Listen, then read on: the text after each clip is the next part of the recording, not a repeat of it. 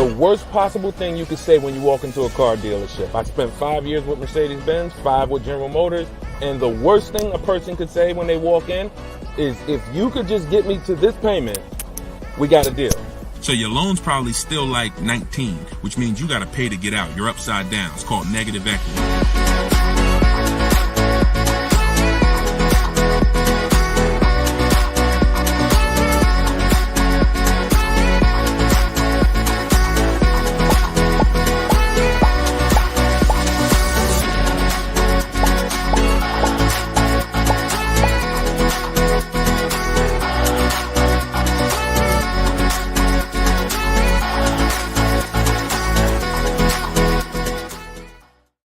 Welcome, everybody. Welcome to episode 7, I believe we're on, of Car Shopping Questions and Answers. We're live. Today is Thursday, 3 p.m. If you're watching this right now, then you are live. What we're going to start doing is we're going to start letting you know, because we do rebroadcast these shows all day, so you can, catch up on them. You can send friends and family to watch the rebroadcast, but right now you are actually with us live.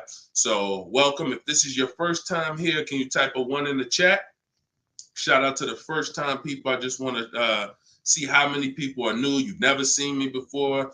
You've never been on a live show. Okay, Troop Chat, I see you, Troop Chat.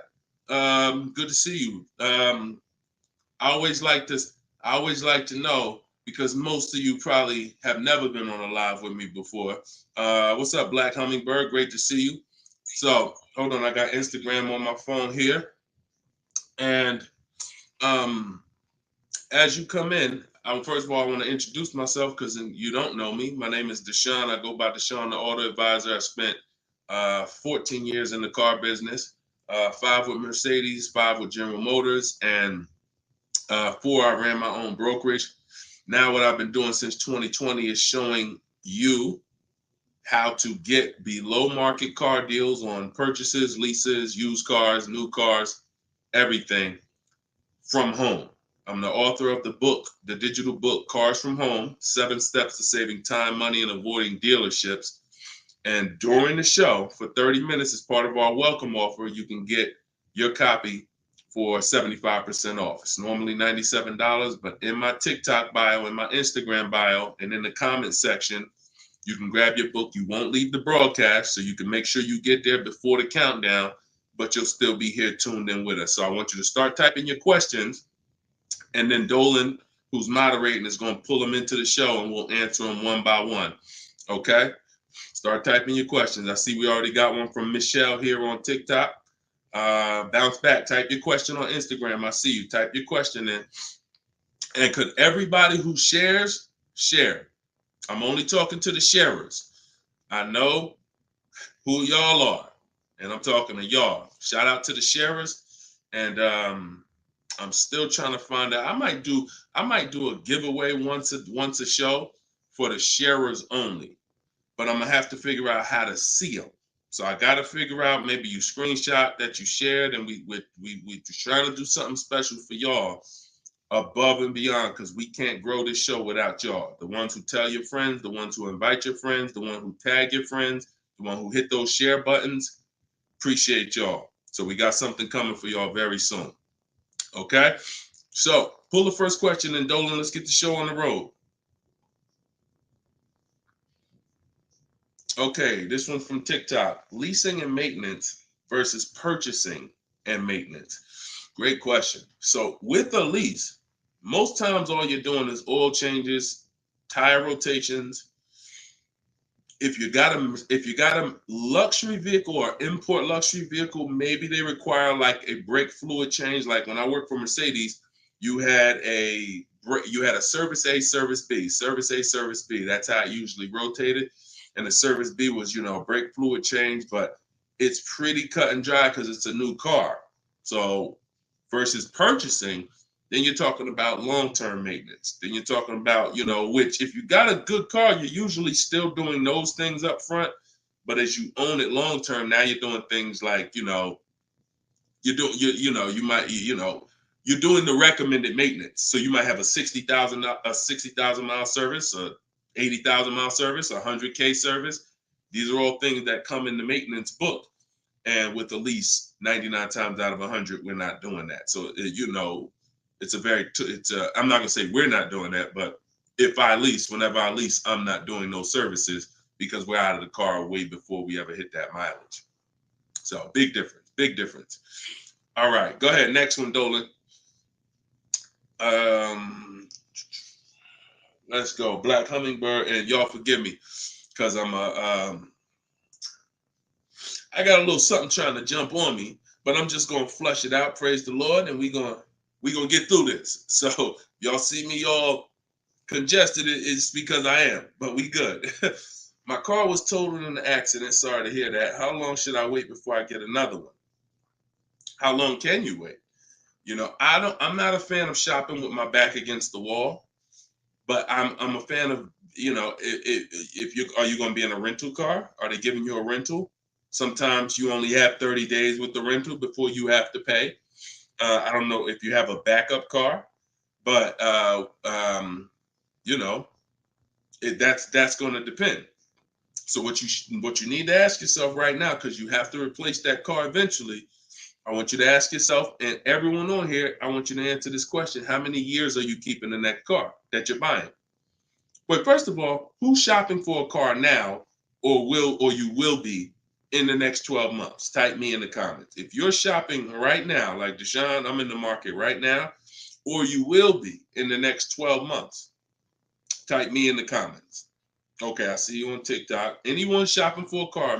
Michelle, she's shopping. Okay, if you're shopping for a car right now, or you will be in the next 12 months, type me in the comments. All right, Black Hummingbird. Yep, I see you. El Rel on YouTube, I see you. Jesus on YouTube, I see you. All right. The first question I want y'all to answer, everybody, is how many years you're keeping the next car? How many years are you keeping the next car? This is very important because this is the buying versus leasing question. How many years are you keeping the next car is the buying versus leasing question. So your Black Hummingbird, when you shop, is going to depend on how long you have. If you got a backup car, then there's no rush. If you don't have a backup car, then you need to find out, are they giving you a rental? You know, because that's going to dictate. I can't really give you any more information without knowing that. So if you want to tap in, follow up, we'll try to get your follow-up question here. All right, go ahead, shoot the next one up, Dolan, and let's see if we can get the follow-up for Black Hummingbird. I'm shopping by used. I don't even know what that means. Go ahead, Dolan. Okay, this one's from TikTok. My third live, I need a used car by June 1st, so lost.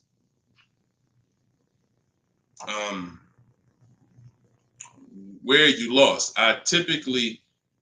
Everyone learns differently. So you have to ask yourself, how do you learn? There are people on these lives, we've already gotten DMs and emails saying that people use the show, they use the strategy, and they got cars. So we've only been doing these shows for a couple weeks now. That's because they can learn that way. Somebody else who can't, you got to be honest with yourself, but I give you the information in multiple different ways. In my book, if you're a book person, in my video library, it's up to you. But if you're sitting here, because everything we do on this show, I try to break it down. No, we don't rush through answers. I don't give y'all one-word answers. Every question, we pretty much take it and we break it down to the nth degree. And some of the things you guys have similar questions, so we've answered them on multiple shows. But you have to know how you learn in order for you to win. Okay? If you're lost here, then you could stick around and we'll continue to do what we do here. But you have to know how you learn. That's why we make information available in a multitude of ways. You see people who have my book. Some people could piece deals together with my social media videos, even though they're all different topics. Used cars, buying cash, leases, they're all different types. So you got to really piece them together. Some people do it that way. It's up to you. But don't just sit there struggling, man. Not at the cost of what it costs. Not at what it costs. All my information is available and it's affordable. Some of it's free. A lot of it is free. But every single product I offer, from my coaching program to my book, it's all affordable. So get in where you fit in, brother. That's really the best advice I could give you. All right, go ahead, Dolan. Shoot the next question.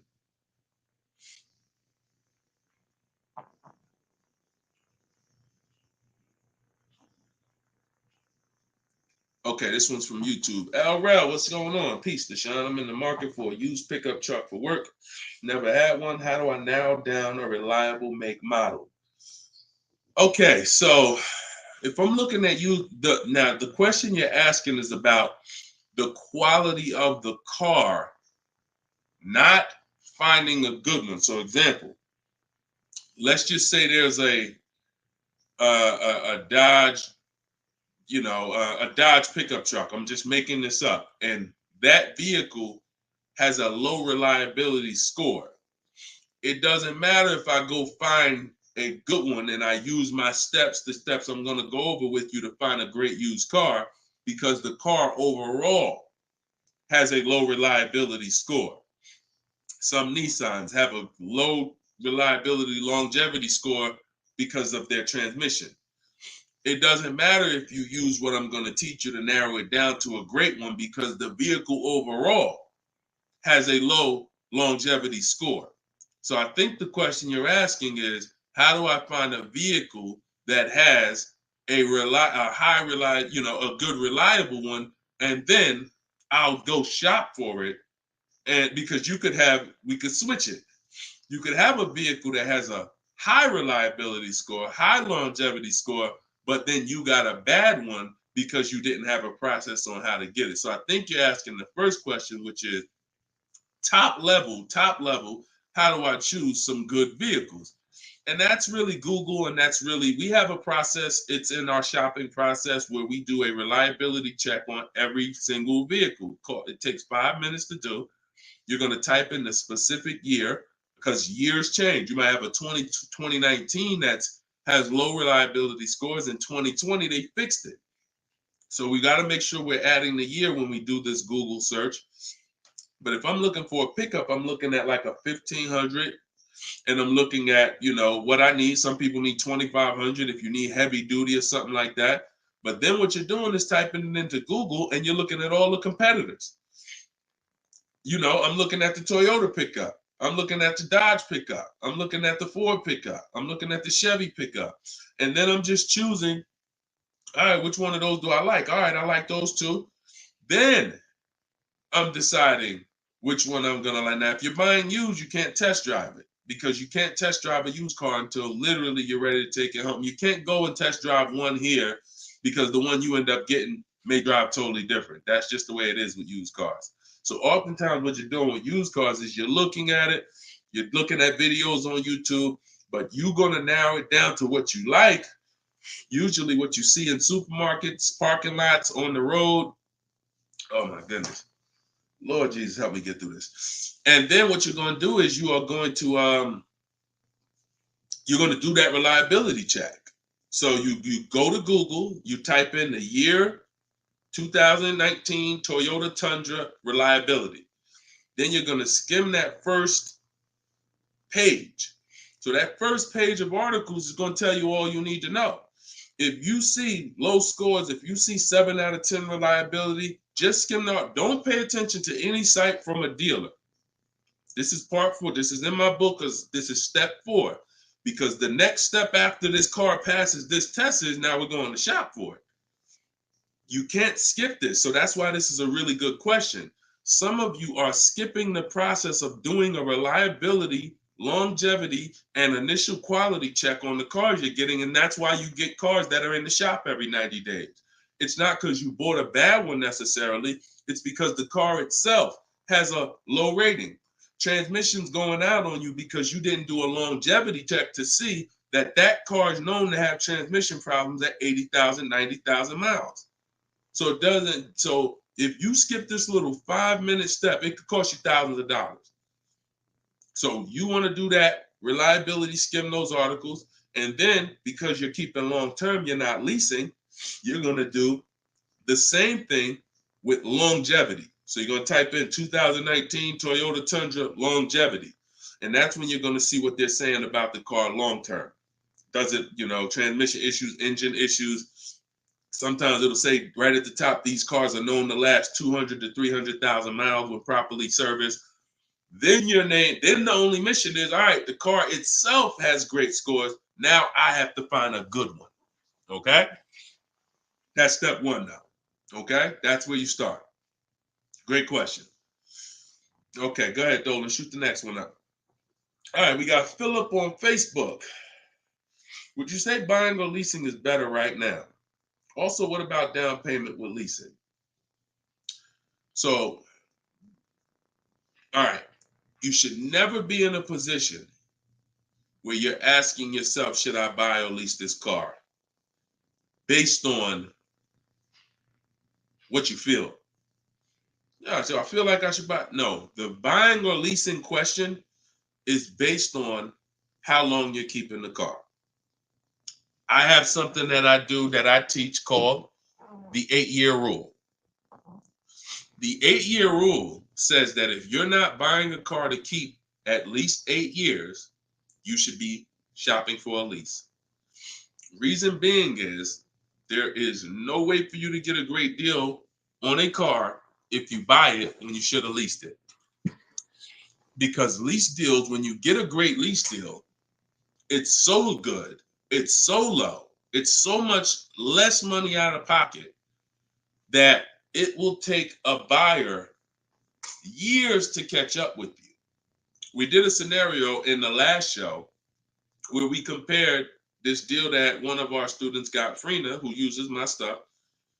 And anyone who's using my stuff is going to get these deals if you follow my process. It's not, you don't have to be great. You could be a bad negotiator. It doesn't matter. As long as you know how to use a computer and do copy and paste, you can get these deals.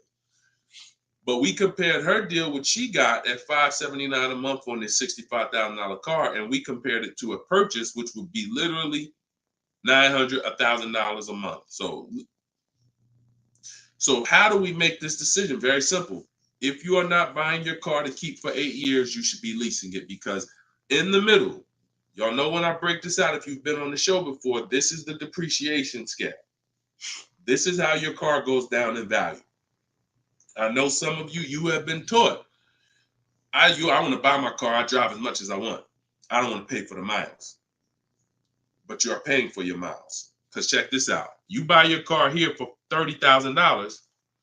A year later, even if you don't drive it, it's no longer worth $30,000.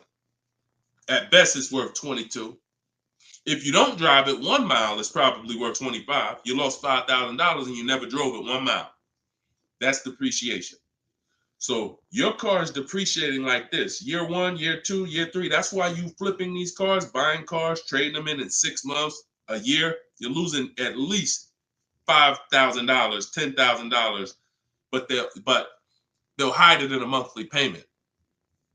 See, a cash buyer, you never do this. Some of you who are like, I pay cash, you never do it. You never buy a car, turn around, I don't like the car, I'm gonna trade this thing in. Because when you come in and they tell you, well, I know you just paid $35,000, but we can only give you $28,000. I just bought the car 6 months ago. You know what I mean? I lost $7,000 that fast? Yep, at least. You're like, all right, I'm not doing that. But with a payment, they'll hide it in the payment, and you don't understand. You just lost $7,000 in 6 months. So this is how you have to see this short-term ownership when you buy a car. My car is going down in value 20% the first year, 15% the third year. It's losing thousands of dollars. But if I keep it a long time, 7 years, 8 years, it starts to level out where I'm not losing that money anymore. If you have a car outside your house right now that you've had for more than 8 years, I want you to type the number of years you've had the car.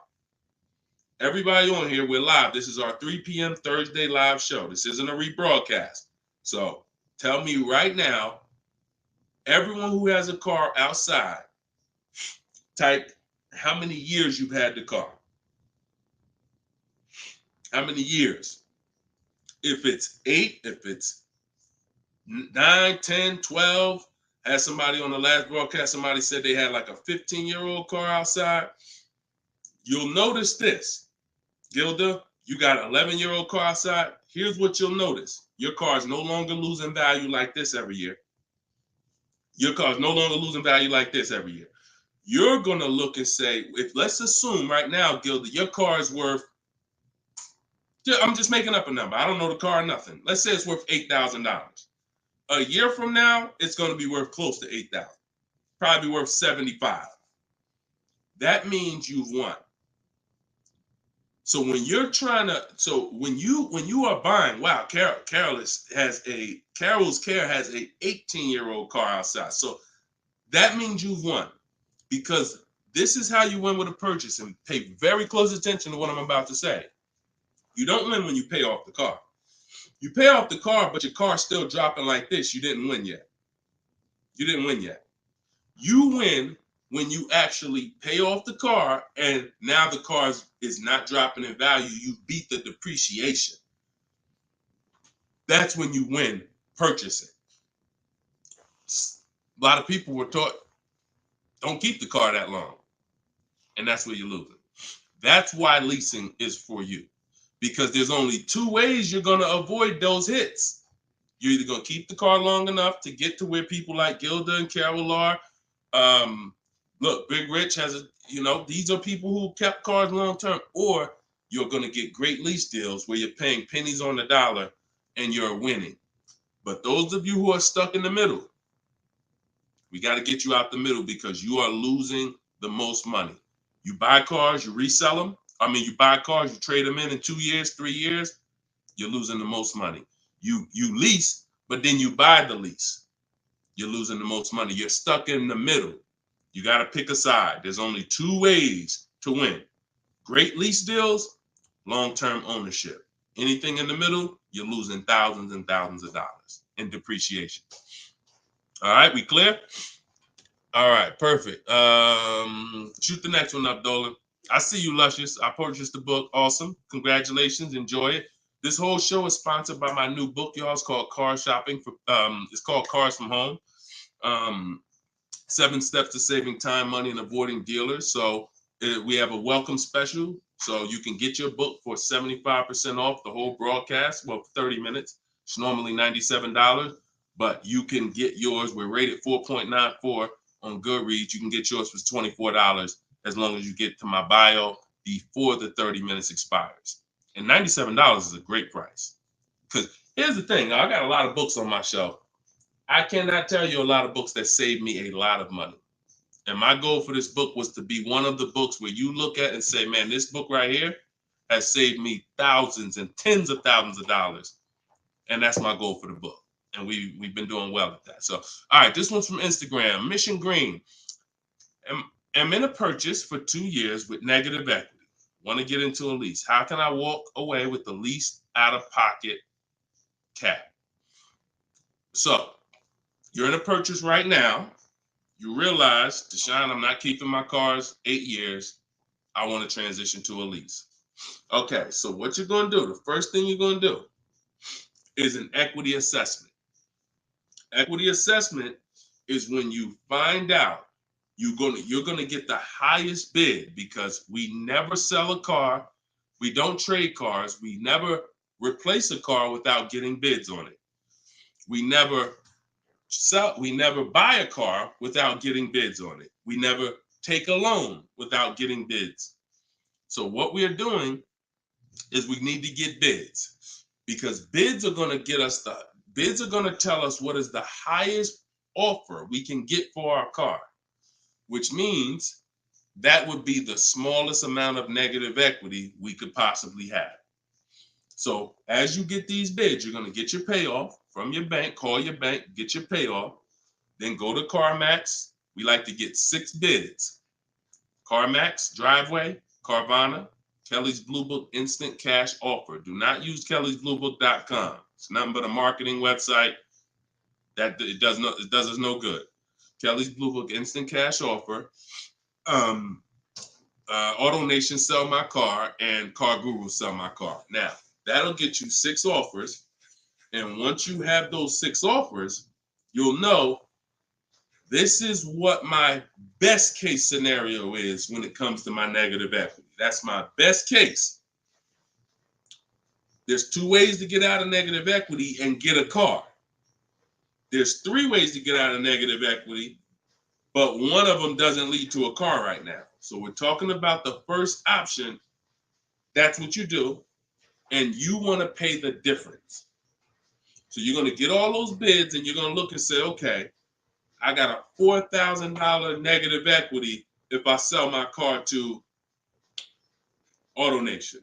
They're the highest bid. Highest bid, $4,000 negative equity. I would not be taking any other money other than the putting it to the negative equity. If you got $4,000 in your pocket or anything and you're like, hey, should I put this down? No, we're going to get the next car with no money down.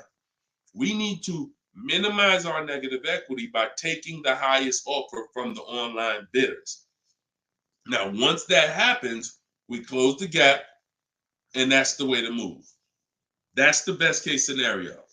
So if you can't do that, then what you're going to do is you have to trade. This is the only time we trade cars. There is no other time where we are going to trade a car, because you don't get the most money trading a car. You don't get the most money trading anything. If you think about it, if you got a lawnmower and I got a bike, and I'm like, man, look, I'll trade you my bike for your I'll trade you my bike for your lawnmower. Neither one of us is really getting the most money that we could get. That's a trade. It's like a little compromise. I take a little less because I got something you want, you got something I want. It's different than me saying, you know what, I got a bike. Let me see the most money I can get for my bike, and then I come back and pay you for the lawnmower.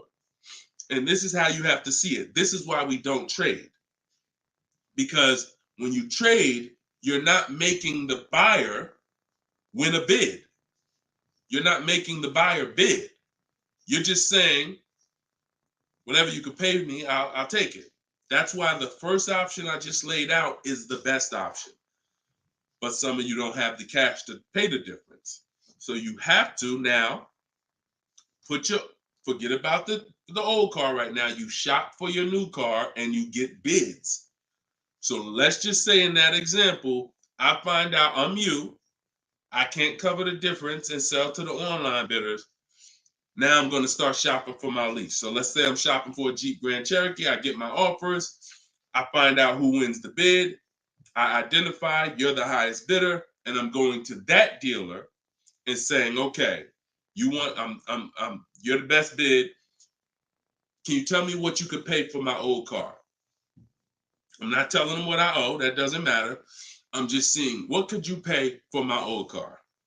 And then I'm going to have them get an offer. Now, it's not, in 99% of the time, you guys, it's not going to be what you thought it was. Which, if your highest offer over here with the online bidders was 22, do not think that dealer who won the bid is going to say, I'll give you 22.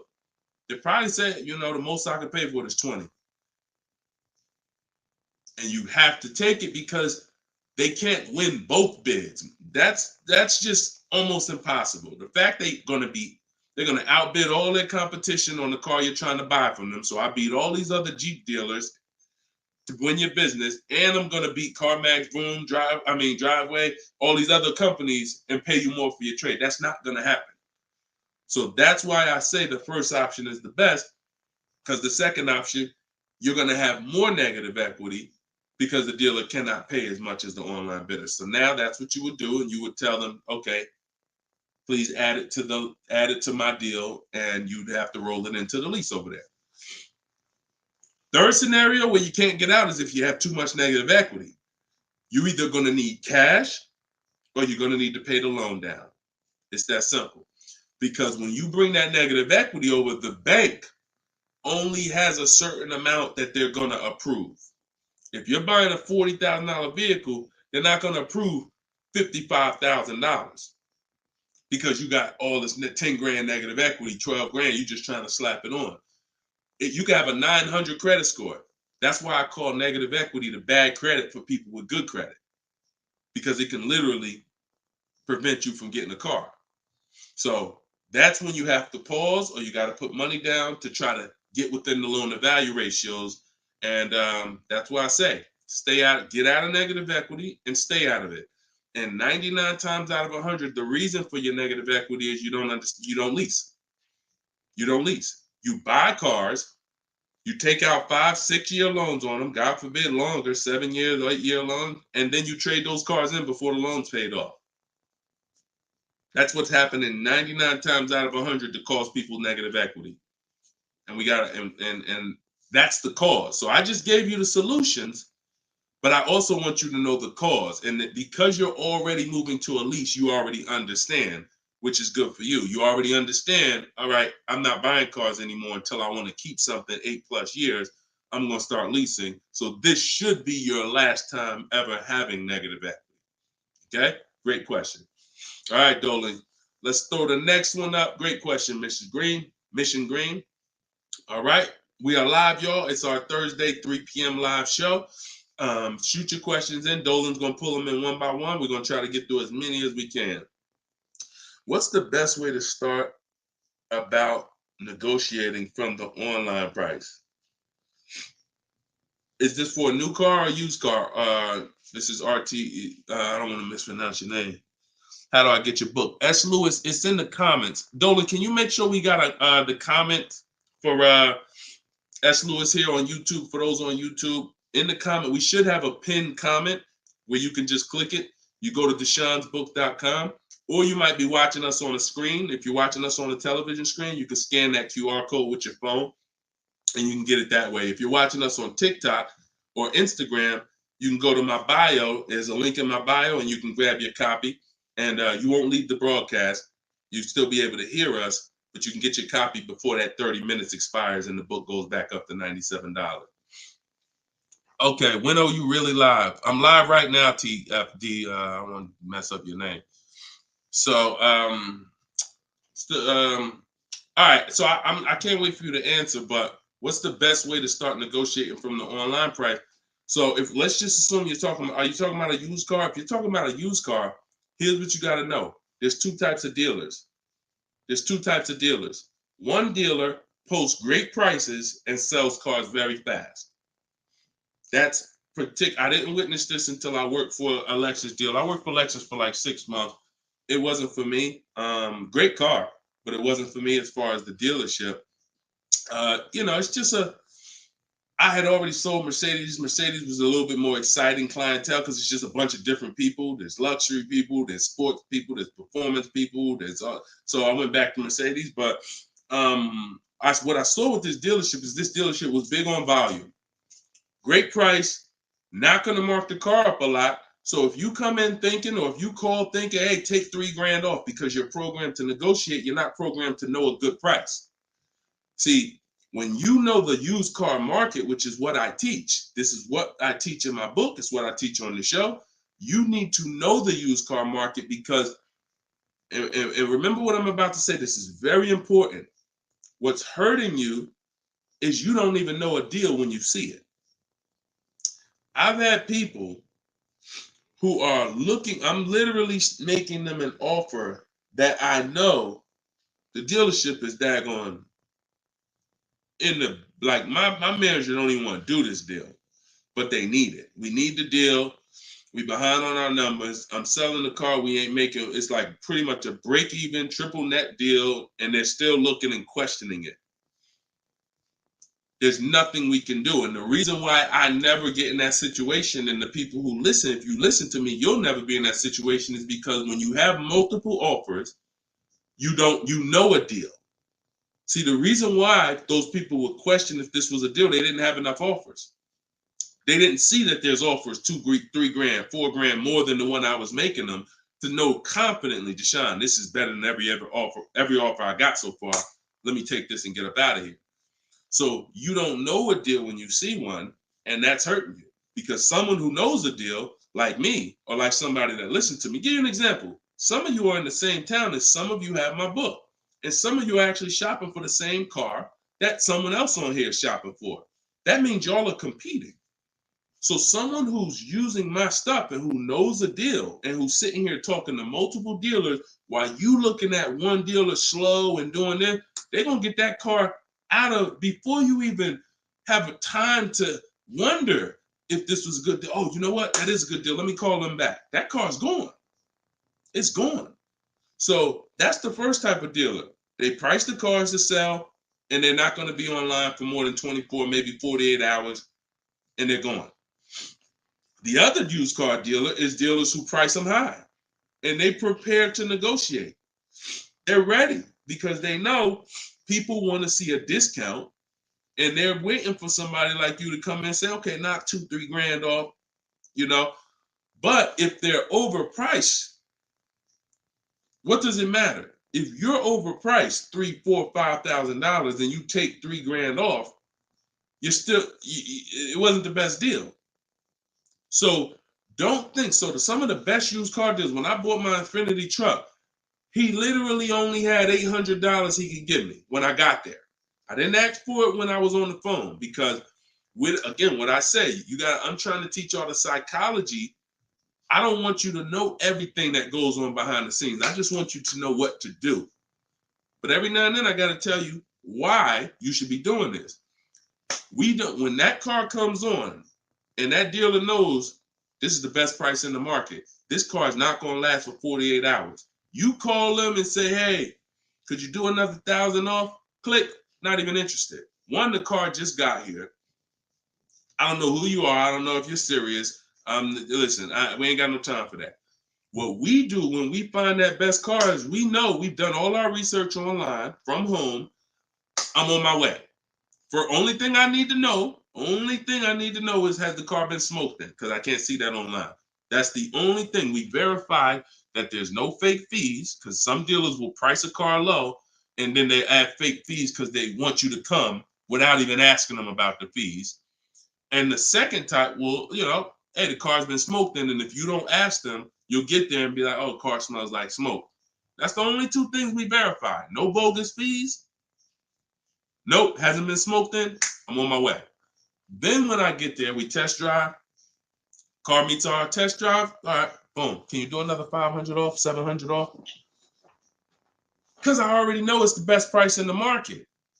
See, when you know the market, you negotiate intelligently. When you don't know the market, you come in, hey, listen, take $3 grand off. You don't realize you look ridiculous. I don't want you looking ridiculous saying, yo, man, I can't do it. You haven't done your research. I don't want you leaving, oh, man, that dealer don't want to make a deal. No, you didn't know a deal. And you leaving and you like, oh, man, I'm going to find somebody. So this is the science of car shopping online. This is the science. You got to be able to know, is this car the best price in the market? If so, I'm not going to ask for any discount until I get there. Because once they see me, I drove it, they know I'm serious. I know the car's the best price in the market. Hey, can you do another 500? Even if they say no, I know they won. All right, I won. But if they say, yeah, listen, I wouldn't normally do it because the car just got here, which is true. I know that. But, you're here. We want, all right, $500, we got it. Or, hey, look, can we split it? I really don't have the room. In which case, we know they're telling the truth because we know the market. You got it. We'll do it. This is how you get below market used car deals. You don't just stumble onto them. You get what I'm saying? Is everybody clear on that? Type clear if y'all are following what I'm saying. Clear if you're following what I'm saying. You're not going to accidentally stumble into a below market deal. It takes strategy to get below market deals. If everybody could get below market deals, they wouldn't be below market deals. They'd be average deals. Does that make sense? All right, glad we clear. I see you, Michelle. All right, shoot the next question up, Dolan. Let's roll. Let's keep it going. I see you, Rose, on Facebook. All right, Blooming Chosen One from Instagram. Almost done closing at 1%. Let's go. Come on. Come on. That's what I want to hear.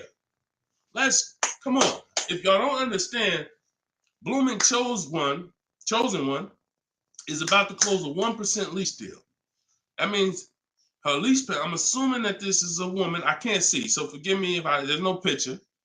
She's about to close a lease deal at 1%. which means her lease payment is 1% of the MSRP, no money down. I just want to make sure it's clear, chosen one. We don't, if it's money down, it's not 1%. It should be like $400 a month. I'm giving you $400, car's $40,000. That's 1%. So, any tips on techniques for finding great deals on insurance? I use Insurify or I use Jerry. These are apps that shop on websites that shop multiple carriers.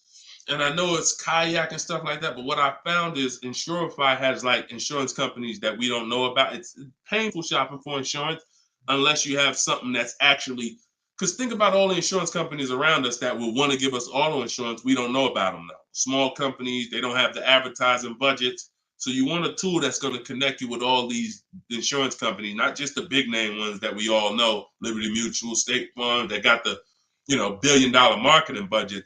Some of the smaller insurance companies, we want to get those offers. And so Insurify.com, I'm not sponsored by them. I just love multiple offers.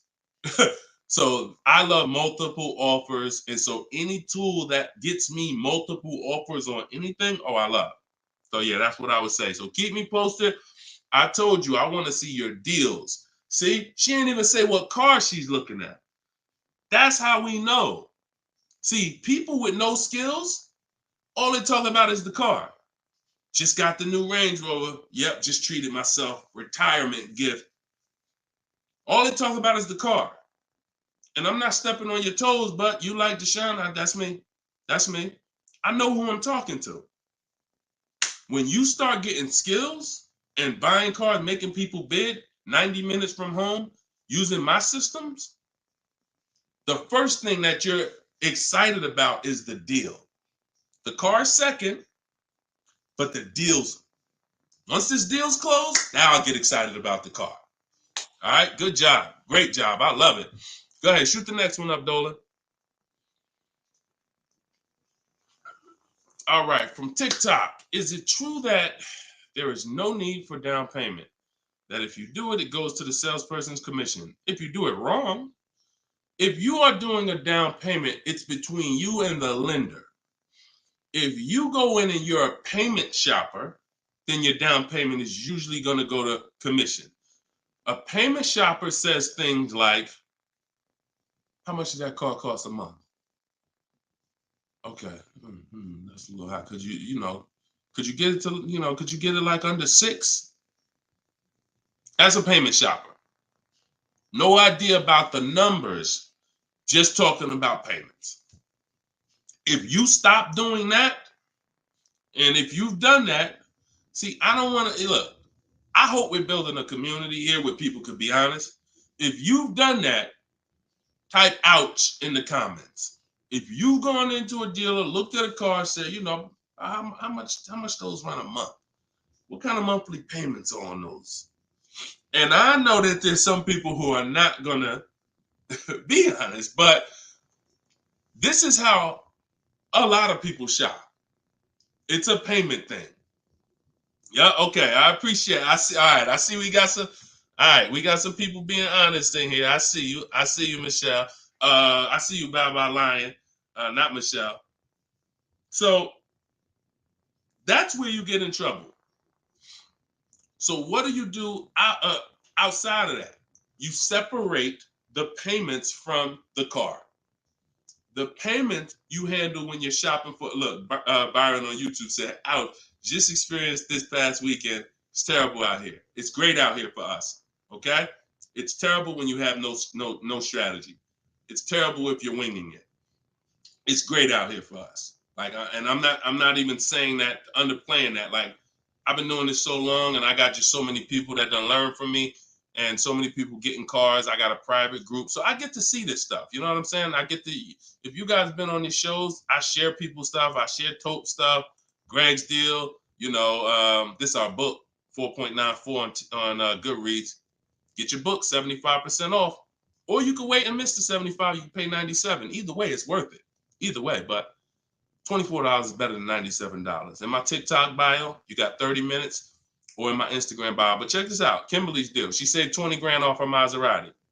Look, Bonita, middle of the pandemic. So we've been hearing since we started this whole thing, yo, it's terrible out here. Man, there's no deals out here. Middle of the pandemic. Look, December 2022. Blood in the streets. Kia Telluride, one of the most popular vehicles of the last 3 years. Bonita, from home. Kia, 2023. 600 down, 600 a month. People paying $800-900. It's people right now that's going to watch this broadcast that has this particular car paying $700,000-900,000 a month for it. This same vehicle. So, Charles, Hyundai Palisade, top 5 most popular vehicles the last 5 years in this category. Look, $597 a month, $48,000 truck. So it's what you know. In fact, it's what you don't know. So I would tell you, yes, when you are winging it, when you shopping, when you just winging it, yeah, Byron, it's gonna seem like, man, it's horrible out here.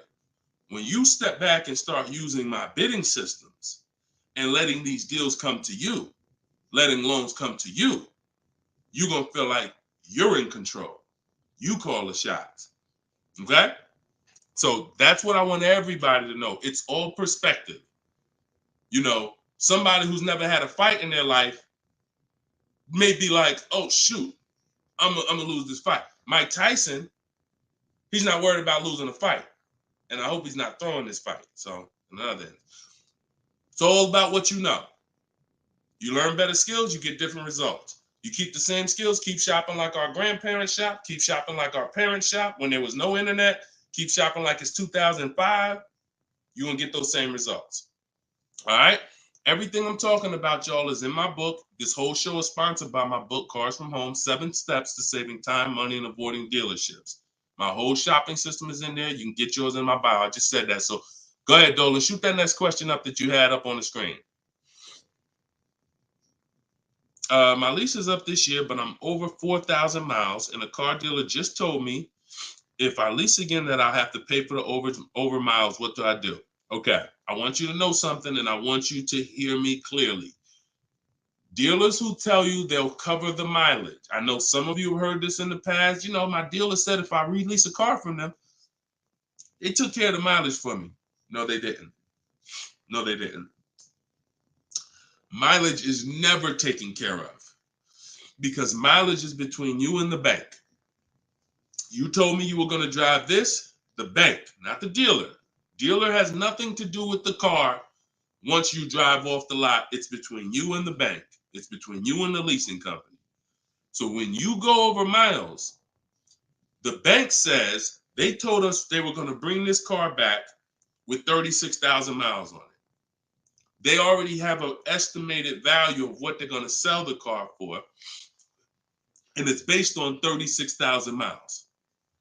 That's why if we're under miles, we always do an equity assessment. You're going to do this either way, Miss B, but this is one of the main reasons when we're under miles, it doesn't matter, because if we drive less than we told them we were going to drive, we want to see if there's any equity that we can actually pull out. If you didn't know you can sell a lease, yeah, that's another discovery.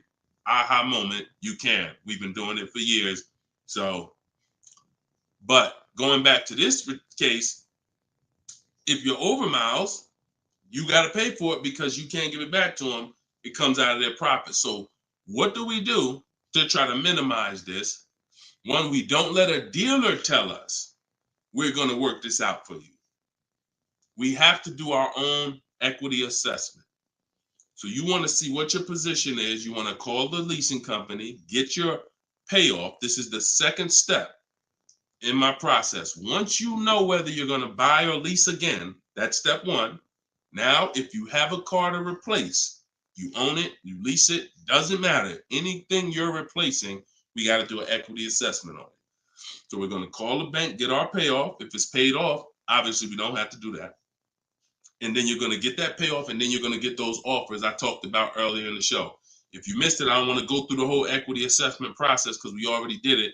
And for the people who've been on here, I don't want to repeat the whole thing. But if you go on YouTube, if you go on Facebook, you'll be able to see the broadcast. Go to the section on equity assessment and follow that process, because you need to see, can I sell this vehicle and break even, get out of it, or if I have a mileage penalty, you know, does it make more sense for me to actually get out now, which in a lot of cases it probably won't, because you have payments remaining. So if you got out now, see, if you sell it, it's clean. So if you sell it, and it goes back to what we were talking about with what somebody asked the question about the negative equity. Let's just say I'm you. I do my equity assessment. I find out to get out of the lease, I got to contribute like $1,000, but I could get out now. When I sell a lease, there's no penalty. It's literally no payments due, nothing. It's everyone's whole. That's the only way. Everyone's whole. My second option is I got to account for the payments I have left on my contract. If I got 5 payments left at $500 a month, that's $2,500. Does it make more sense for me to get out now and pay those payments? Probably not. Or does it make more sense for me to just wait and take the mileage penalty? So those are the 3 things you're comparing. Selling the car, and you're seeing what's the least money that comes out of my pocket, what's the best of those things. Selling the car, getting out now and taking the payment hit, because all those payments are going to be due. They're going to have to be rolled over to your next vehicle, or driving the car until you get close to the end of the lease, and maybe maybe it depends on how much you drive per month, and maybe you're 8,000 miles over, and that's a $2,000 mileage penalty. So these are the things you have to think about. But I'm telling you that if you just walk into a dealer and say, hey, could you work this up for me? Now you don't even have the luxury of guaranteeing you got the best price on the car. So now, because they see you as desperate, oh, she needs help, she don't know what she's doing, so let's just work these numbers, move these numbers around, and tell her, hey, we got you to this payment. Does that work? Now you're a payment shopper and you don't even know. Just give me to a monthly payment that makes sense. You didn't realize that you overpaid, and they're packing that deal, and you overpaid by probably $4 or $5 grand because you wanted to let them do it. So those are 3 scenarios, and it all starts with the equity assessment. Because like I said, you might be able to do that equity assessment and find out, oh, I could come up with $1,000 and I'm out of this thing clean right now. Or you might break even. It depends. That's why it's always an equity assessment. Equity assessment is probably everything in our process is important, but my God, skipping the equity assessment, you're skipping probably half of your transaction. Okay? And if you don't know how to do equity assessment, watch the show earlier. If you have my book, it's all in there. It's up to you. Go ahead, Dola, shoot the next question. Bought your book. Thank you for doing this. Thank you, Michelle. Enjoy it. Use it. Use it and win for the rest of your life. Use that book. And it's a digital book, so you don't have to worry about when it needs updating. I just update it. You'll open it one day. Like, let's say you get your car now. A year from now, you open up that book and you're like, all right, I need another car. My spouse need a car. My child need a car. Man, wait a minute. There's different stuff in here. That's why you always keep the email I send you with the master link in it, because that's where I update the book. All of you who got the book, when you download it, don't save the email, because when you click that master link, that's where I update the file whenever something changes. So, and I couldn't do that with a print book. I can only do that with a digital book. Yeah, don't worry. I don't do trades, J. Paul. So if you ever see somebody selling crypto, all of that, like anybody with a decent amount of followers is going to have knockoff accounts. Like, I do car education. That's all I do. I don't do crypto. I don't do none of this other stuff. It's been fake Deshone the Auto Advisor accounts since we was on TikTok. We got 1.5 million followers on TikTok. The fake Deshone the Auto Advisor account started popping up. Nothing we can do about it. You got to watch it, though. Watch it. Okay, this one's from Instagram. Considering a lease of a Lexus electric vehicle, first-time lease customer, do you have any advice shopping for a lease premium electric vehicle? Same process. Same process. My system doesn't change. I'm gonna tell you, there's only one scenario where it changes, but electric cars, look, doesn't matter. Look, Look at Sean. Bids. F-150 XLT electric. Bids. $73,000 vehicle. He got it for 57. He saved over 20 grand. Bids. That's electric. Electric. You don't know what rebates there are. You don't know what's what. Rolls Royce. Bids. Popular cars. Bids. Exotic cars. Bids. Doesn't matter. Process is the same. The only time that bidding is not called for when purchasing the car is with Tesla or any manufacturer where the price is set. No matter where you go in the country, it's the same price. You buy Tesla in New Jersey, same price in California, same price in Minnesota. One price all around the country. You order the car. That's it. I don't care if you have GM supplier pricing.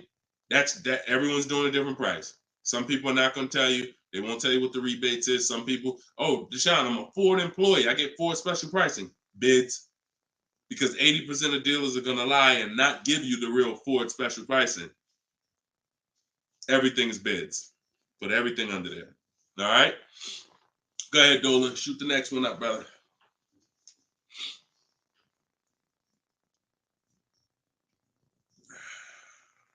No, you don't bid. You don't bid, Coco. You're making people bid.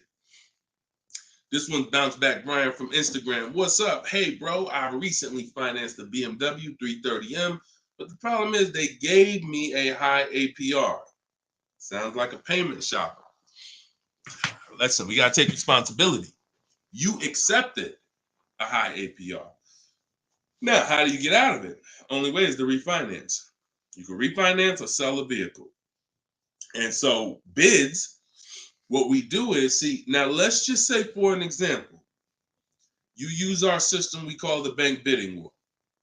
Bank bidding war is 3 rounds. We check to see if there's any special interest rates. 1, no special interest rates on the car with your BMW 330M, probably not. You never know. But then if there's no special interest rates, we go and we get bids and we find a dealer that's going to sell us the BMW M for the lowest price.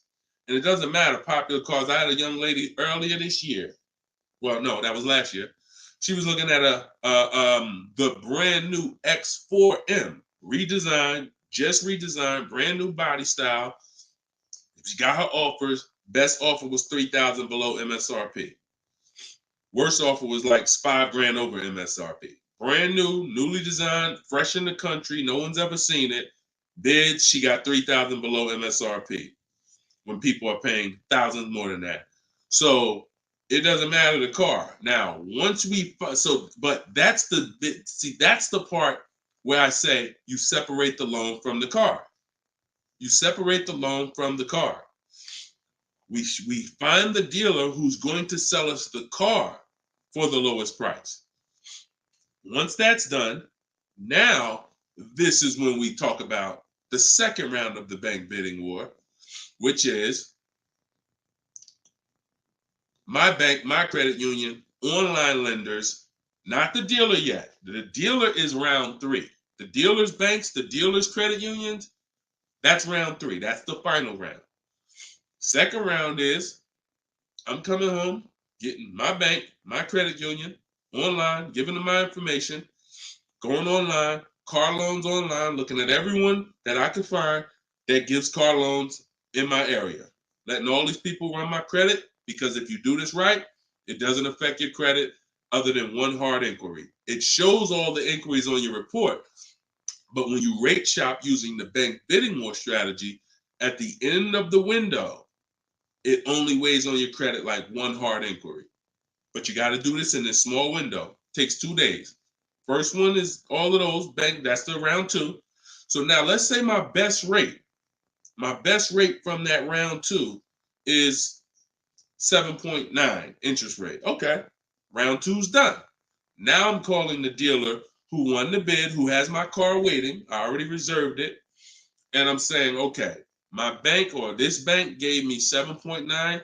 If you guys can beat it, I'll give you the business.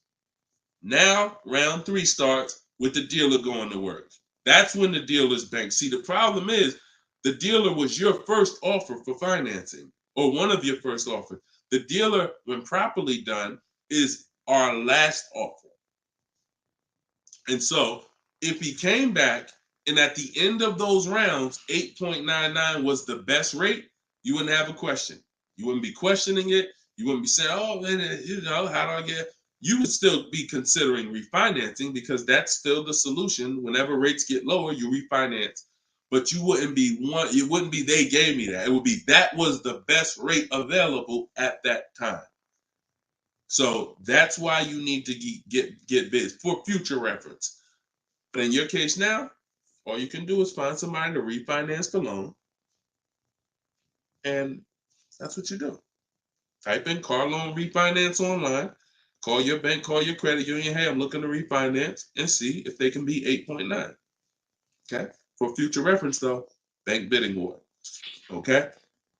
And that's, we gotta, we need to, I want to get you to the point. You gotta, it's up to you. Use this. Everything I'm telling you is simple. Nothing I'm telling you is rocket ship building. This is all simple online processes from a computer. We got grandmothers doing it. We got introverts doing it. Doesn't matter. We don't even talk. Has anybody heard me say anything about talking? No. We're using online tools to get these processes done. That's why they work for everybody. If you had to talk, then yes, you could mess it up. But this is for the future reference. We want to guarantee that we got the best price. And the only way we're going to do that is with bids on everything. Okay? Go ahead, Dolan. Next question. Great question, though. All right. This one's from TikTok. Can24 Loco. Is a lease worth it if I know I'm going over the miles? You pick your miles. I had somebody no, I don't even want to talk about him. Somewhere along the line they told him it was okay. So you pick the miles on the lease, and I would never in a million years pick less miles than I need. 10,000 miles per year, 12,000 miles per year, and here's what happens: if you see somebody who's intentionally picking less miles to save $20 and to go from 10,000 miles a year to 12,000 miles per year is probably like $20 a month. To go from 12,000 to 15,000 for most cars is probably another $25 a month. So the difference between 10,000 miles per year and 15,000 miles per year, 15,000, no penalties. Deshone, I know I need 15,000, but I took 10. So you're going to do 15,000 anyway, and you're going to be penalized for the 5,000 per year over at 25 cents a mile. Instead of paying the additional $45 a month, which would be way less than the penalties, because 5,000 miles per year, 15,000 miles over at 25 cents a mile is $3,750. $45 a month times 3 years is $1,620. Numbers are numbers. $45 a month more to my lease contract from the beginning, because that's the mileage I really need. I'm paying $1,620 extra over 3 years to have a comfortable lease experience, no penalties, and I can enjoy my lease. Versus taking 10, knowing I'm going to drive 15, and then looking and saying, dang, I'm over miles by 15,000 miles, and how can I avoid this almost $4,000 bill that's coming? Choose your mileage wisely. Deal structure. Step 3, I got a whole step in my process on deal structure. This falls under deal structure. So we never take a lease knowing we're going over the mileage. We just never do that. We're setting ourselves up to not enjoy the lease. For what? That's it. Step 3 in my process, I got part of deal structure. I got a section in my book on this, is choosing your mileage wisely, where you look and estimate how much you drive, Or if you have a car, you just look back and say, all right, I drive 12,000 miles per year. You can look back at what you drove. If you don't have a car, then you're just going to look and say, all right, how many miles do I drive to work? Okay, and you add the miles up, and you'll see throughout the year. Oh, plus I'm gonna take a vacation. I want to go down. I want to go on vacation 2 times a year. That's gonna be another 1,000 miles each. All right, perfect. I need 14,000 miles a year. It's a 5 to 8 minute exercise, but you haven't been taught to do it. So there's nothing in my. I don't skip anything because I've been doing this since 2006.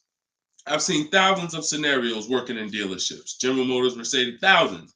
And every time I see something that is horribly wrong, that's costing somebody money, I just made sure I added it to my process. Okay, I'm gonna make sure anybody who listens to me doesn't do that, because this is what happens when they do that. So we got to choose our mileage wisely to actually enjoy our lease. Okay. All right, y'all. Look, we hit 1 hour and 6 minutes. I'm gonna wrap it. I usually try to go like 1 hour and 15 minutes, but as y'all can see, I'm actually struggling to get through this. I need to go and get me some tea, and that's what I'm gonna do. This is our second show for the day, and some of you may be watching us on a rebroadcast, but right now we're live. We've been live Monday, Tuesday, just so y'all know, and I'll probably have a link in my bio by tomorrow to our calendar. But most days we're going live Monday and Tuesday, Thursday and Friday. We're going live at 12 noon Eastern time, 3 p.m. Eastern time. So that's when our show is going to air live. And every time you see us on a rebroadcast, we're going to have a sign on the top that says rebroadcast. So y'all know, okay, this is a rebroadcast. In case I couldn't watch the whole show, I was at work.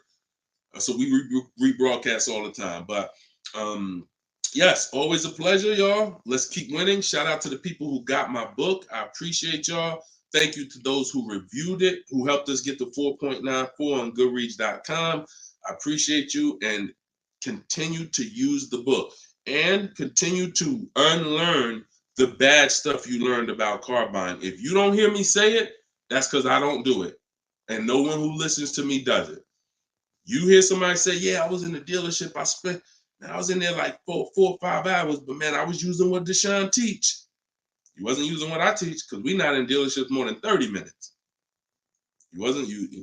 30 minutes tops. If we in there for more than 30 minutes, you could clearly say, this ain't what Deshone teach, because I'm only here to test drive, or I'm only here to pick up my car if they don't deliver. That's the Cars from Home way. So you can get your book in the bio, 75% off, as long as you didn't miss the countdown. Even if you missed it, it's $97. Great price, but all right. Let me get up out of here, y'all. And always a pleasure. God bless y'all. And make sure you like and subscribe if you enjoyed the content. Tell a friend. All right. I'll see y'all on the next show. God bless you all.